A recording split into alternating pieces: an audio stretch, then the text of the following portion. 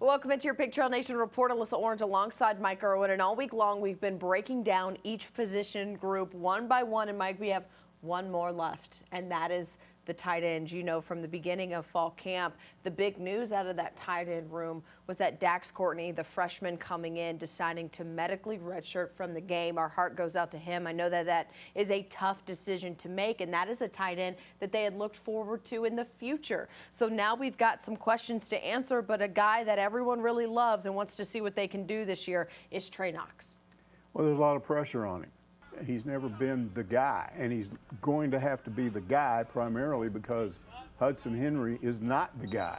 He's not what he was supposed to be at this point in his career. He was supposed to be more like his brother, who's, you know, a really good tight end in the NFL, and they're just not talking about him. So this puts a lot of pressure on Trey Knox. By all accounts, he's looking really good. They like the way he blocks. He's worked real hard on that. There's no question he can catch passes. But if he doesn't develop there, if something doesn't happen there, where do they go next? I mean, you're talking about a guy like Nathan Bax, who's primarily a blocker, who transferred here from Illinois State, and this will be his third year here, played in 11 games, 12 games last year, and didn't have a single catch.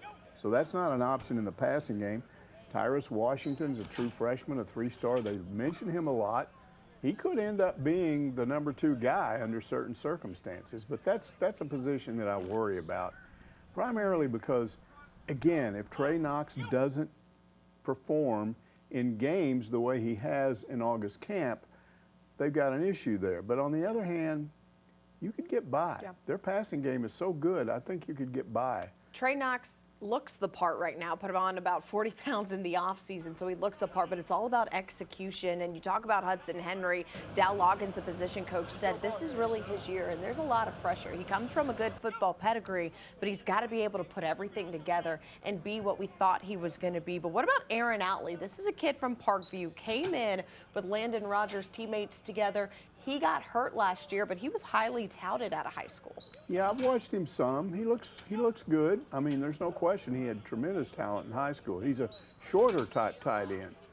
No question the kid can block, but he can run after the catch. He's got good speed for his size. So, you know, that's another option there. We'll see how it develops, but that's the one position on this team right now that I have question marks, primarily because the guy that's supposed to be the guy hasn't been the guy before. Yeah, absolutely. You always feel like in that tight end room, there's always been at least one. And right now, there are some question marks, but hopefully there is some light at the end of that tunnel. Coming up tonight at 10, now that we have broken down all of the position groups, we're going to look at this team overall, what impressed us in camp and what we're looking forward to as game day hits us next week. For Mike Irwin, I'm Alyssa Orange, and that's going to do it for your Big Trail Nation report.